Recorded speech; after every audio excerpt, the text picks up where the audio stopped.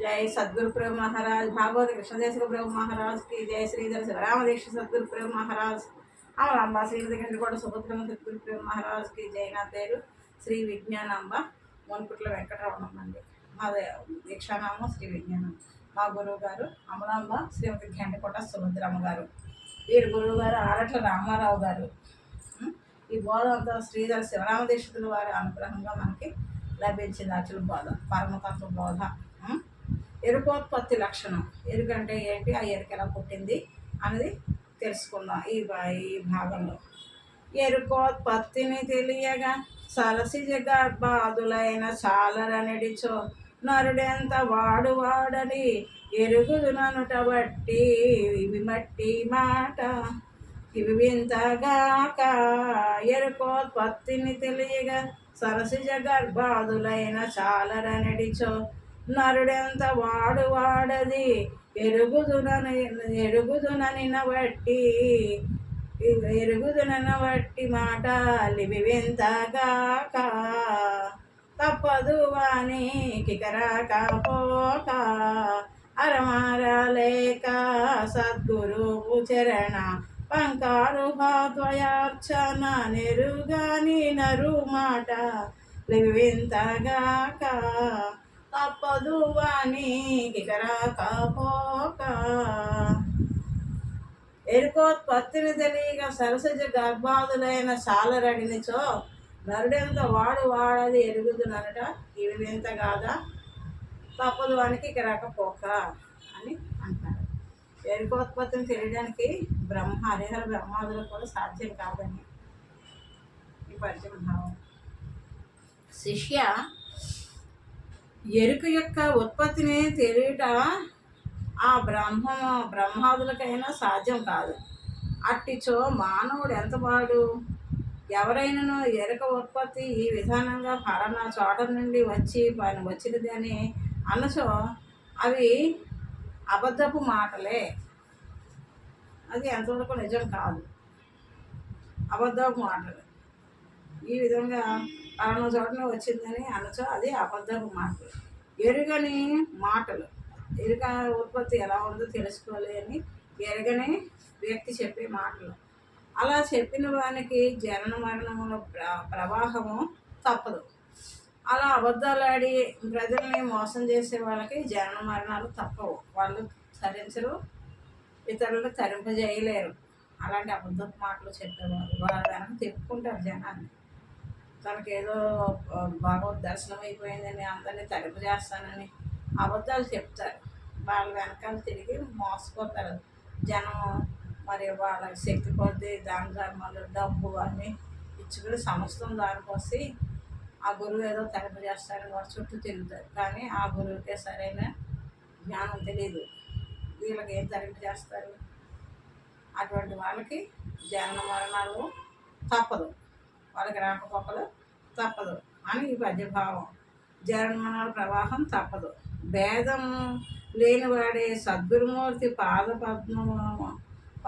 పాదపద్మద్వయమును నిత్యం పూజ చేసిన వారికి మాత్రమే ఏరుక మూలం తెలిసినది.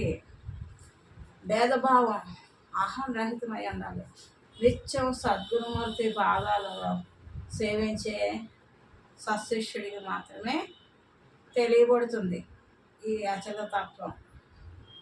ఎరుకంటే ఏంటి, పరిపూర్ణ అంటే ఏంటి, ఎరుకని ఎలా వదలాలి, ఈ విధానం అంతా సద్గురుమూర్తి యందు పూర్తి నమ్మకం విశ్వాసం ఉండి అహంకారం ఏమాత్రం పడజోపకుండా అహం రహితమైన స్థితిలో సాక్షాత్ శ్రీమన్నారాయణుడే గురుస్వరూపంగా భావించే ఆ ఈశ్వరుడే నా గురువుగా వచ్చి నన్ను తరింపజేయడానికి నాకు మంత్రోపదేశం చేశారు, ఈ స్థితిని తెలియజేశారు, ఈ జ్ఞానాన్ని ఇచ్చారని ఆ దైవభావం కలిగి గురువుని ఎవరైతే నిత్యం పూజ చేస్తారో అటువంటి వారికి మాత్రమే తెలియబడుతుంది ఈ జ్ఞానం. ఇతరులకి వశం కాదు. నిత్యము పూజ చేసిన వారికి మాత్రమే ఎరుక మూలం తెలిసినది. మూలం లేదని అలా పూజ చేయని నరులకు ఎరుక పుట్టువ ఎంత మాత్రమో తెలియదు. దీనికి ఎలాగో మూలం లేదని ఇవన్నీ ఎందుకులని అశ్రద్ధ చేసేవారికి జన్మ మరణాలు తప్పవు. ఎరుక స్వయంభూ అన్నారు. తనంతట తాను ఏర్పడినది కనుక దానికి మూలం లేదని చెప్పవలను. బ్రహ్మాదులకే తెలియదనగా బ్రహ్మాదులు అందరూ ఎరుక వలనే ఏర్పడినారు వారే. ఎరుక మూలం లేదు, స్వయంభూ అన్నారు. మరి ఎరుకని ఎలా తెలుసుకుంటాం? దానికి పుట్టిగా చావు లేనిది ఎలా తెలుసుకుంటాం?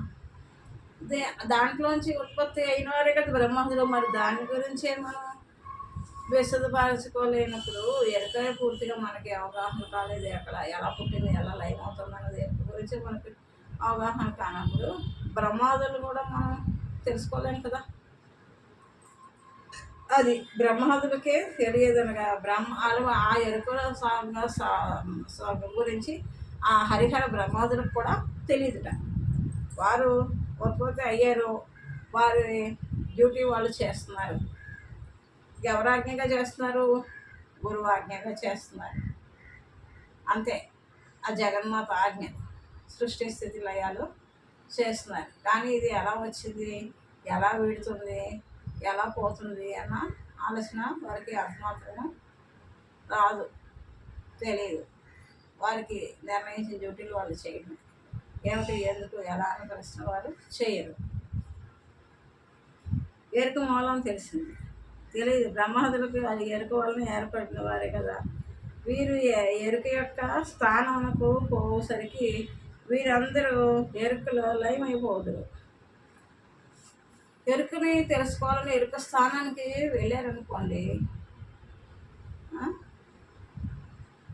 ఎరుక స్థానానికి వెళ్ళేసరికి లైవ్ అయిపోతారు అందులో. ఆ బ్రహ్మానుబంధ స్థితిలోకి వెళ్ళేసరికి అక్కడ అహం ఉండదు. అహం రహితమైనదినే కదా బ్రహ్మతత్వం మనకి అర్థమయ్యేది. ఇప్పుడు ఒక ఉప్పు బొమ్మ వచ్చిందండి, మా గురుగారు అది చెప్పేవారు. ఒక ఉప్పు బొమ్మ సముద్రంలో తెలుసుకుందామని నీళ్ళలో దిగింది. అది ఉంటుందా? నీళ్ళలో దిగితే నీళ్ళలో కలిసిపోతుంది. ఇంక దాని లోతు ఎక్కడ తెలుసుకోగలుగుతుంది? అలాగే ఈ బ్రహ్మానంద స్థితి వెళ్ళి దీని ఎరుక పుట్టుపూర్వకంగా తెలుసుకుందామని ఆ ఎరుక స్థానానికి వెళ్ళేసరికి అధిష్టాన చైతన్య స్థానం అక్కడికి వెళ్ళేసరికి ఈ నామరూప గుణ కర్మక్రియలు లేని బ్రహ్మం ఏదైతే ఉందో అదే వీరి స్వరూపం అయిపోతుంది. ఈ అహంకారంతో నిండిన ఈ దేహ ఆవరణ కోల్పోతారు. ఇవి తెలుసుకునే తెలివి ఉండదు. తన్మాత్ర రహిత స్థితి వస్తుంది. తన్మాత్రలతో కదా అన్నీ మనం వ్యవహారం తెలుసుకునే. తన్మాత్ర రహిత స్థితిలో ఏ రకంగా మనం గ్రహించగలం? తెలుసుకునే తెలివి ఉండదు. ఆ తెలివి ఉందా? ఆ తెలివిని విడిచిన ఉన్న వస్తువులు తెలుసుకునే జాడ అది తెలివిది లేదు. తెలివిని విడిచినది తెలుసుకున్నామని తెలివిని విడిచి వెళ్తే అక్కడ తెలివి లేదు కదా, తెలుసుకునేది ఎలాగా గ్రహిస్తుంది? అది అందులో లయమైపోవడమే. ఆ బ్రహ్మానంద స్థితి తెలుసుకొని ఆ విశ్వ చైతన్యాల్లో ఈ జీవాత్మ లయమైపోవడమే, అంతే. ఇంకా అహం ఉన్నది అక్కడ, నేనన్న భావం ఉండదు. అది దాని మూలం ఎలా తెలుసుకుంటుంది? ఇంకా లేకుండా పోవడమే, అంతే. అందుచే వీరు ఎరుక యొక్క స్థానమునకు పోసరికి వీరందరూ ఎరుకలో లయం అవుతున్నారు. ఈ బ్రహ్మాదులు కూడా ఎరుక స్థానానికి వెళ్ళి ఎరుకను తెలుస్తున్నారు, అందులో లయం అయిపోతున్నారట. అందుచే దాని సంగతి ఇట్టిదని తెలుసుకొని రెండవ వస్తువు ఏదీనో ఉండదు. రెండవ వస్తువు సరసమైనది ఏది కూడా బ్రహ్మాన్ని తెలుసుకొని నేను ఇది అని చెప్పేది ఉండదు. దానికి సరైనది ఇంకో వస్తువు లేదు, ఉన్నది అదే. అంత అది ఎక్కడుందంటే ఎక్కడికో పరిగెట్టట్లేదు, అంతా నిండి నివిడీకృతమయ్యారు. సూది మనం కూర్చో సందు కూడా లేక అంతా బ్రహ్మ నిండి ఉంది. దాన్ని తెలుసుకోవడానికి ఎక్కడికి వెళ్ళట్లేదు, ఉన్న చోటే ఉన్న తెలివిని విడిచి ఉండడమే. తెలివిని విడిచి ఉంటే తెలివి ఆత్మరహిత స్థితి, అది అధిష్టాన చైతన్యం అంటారు. ఆ స్థాయికి ఎదిగితే అందులో లయమైపోతాం. కానీ తెలుసుకోబడేది ఏది ఉండదు. తెలుసుకోబడేది ఏదైనా ఒకటి ఉంది అంటే నువ్వు ఆ స్థాయికి ఎదగనట్టే. నీ తెలివి తెల్లారితేనే నిజస్థితి తెలుస్తుంది. తెలివి తెల్లారడం అంటే తెలివిని విడిచి ఉండడమే. జై గురుదేవా. సద్గురుమూర్తి అందుచే దాని సంగతి ఇట్టిదని తెలుసుకున్న రెండవ వస్తువు ఏదైనా ఉండదు. దానికి గుర్తించే మరొకటి లేదు. సద్గురుమూర్తి పాదపద్మముల పూజ నిత్యము జరుపుకునే వారికి మాత్రమే ఆ గురు కరుణ వలన ఎరుక లేనిదే కలవలే తోచబడినదని యథార్థం తెలియబడినది. అది అసలు గురు పాదం పట్టుకుని అసలు గురువు పూజ నిత్యం చేస్తూ అహంరహితమైన స్థితిలో ఉన్న వారికి మాత్రమే గురువు అనుగ్రహంతో తెలియబడుతుంది. ఇదంతా కలముచ్చట్రా. కళలో నువ్వు ఏది పట్టుకుని వచ్చావు, ఏది పట్టుకుని సృష్టించుకున్నావు, మళ్ళీ ఏది వదిలితే ఆ కళని వదిలి ఎలలోకి వచ్చావు, దానికి తాను అల్లుకుని అలాగ వచ్చే మాయ కళ అనేది. అలాంటిదే ఈ జగత్తు కూడాను. దీని గురించి చింతించక ఉన్న బ్రహ్మకు తెలుసుకుని లేని ఎరుకను విడిచి ఉంటున్నాయన అని గురుకరణతోటి తెలియబడుతుంది. సద్గురుమూర్తి పాదపద్మాలు నిత్యం అహంరహితమై అహంకారం లేని వాడే కొలిచే సశిష్యుడికి మాత్రమే తెలియబడుతుంది. ఇతరులకి తెలియబడదు. వాళ్ళు అహం ఎంత మాత్రం వదలదు. అహంతో నిండి ఉన్నది అర్హత కాదు. బ్రహ్మజ్ఞానాన్ని తెలుసుకునే వ్యక్తి కారు వాళ్ళు అహంకారులు. అహంరహితమై ఆ గురుపాద పద్మాల్లో గురుదేవ నన్ను మీరు ఐక్యం చేసుకోండి, నేనన్నది లేదు, లేని నేను మీ సేవకై నిలిచి ఉన్నాను, మీ ఆజ్ఞ అని గురు సేవకై పుట్టిన ఒక కింకరులాగా గురువాజ్ఞగా సకల కార్యాలు చేసి దాని ఫలం గురువుకి అర్పణ చేసుకుంటారు సశిష్యులు.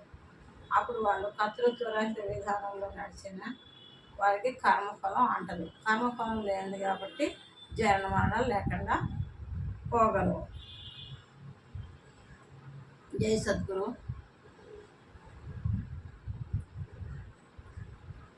సద్గురుమూర్తి పాదపద్మాలు నిరంతరం పూజ చేసి లేని స్థితిని పొందిన భ్రమ మూలంగా తోచబడినది చెప్తారు గురువులు. భ్రమలోని వారే కనుక అట్టి వారికి జనన మరణలు తప్పవు. గురుమూర్తిని సేవించుటలో అరమర లేక అన్న పదము వాడినారు.